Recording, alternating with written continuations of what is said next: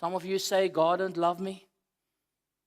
When life goes horrible, you're quick to say, oh, God don't love me. How can a God of love do this or that?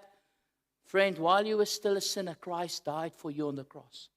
And the only way to truly come to know His love is at the foot of the cross, where you must embrace His love. Love is reciprocal.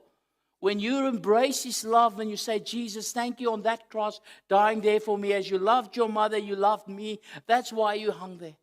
That's why you died. Thank you for loving me, taking my sin. It is that moment of faith and embracing His love that love gets born in your own heart for God.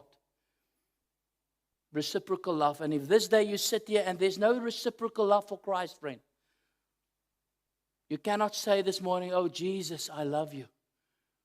If you cannot say this from a true heart, from a sincere heart, then you need to go back to the foot of the cross and you need to start there.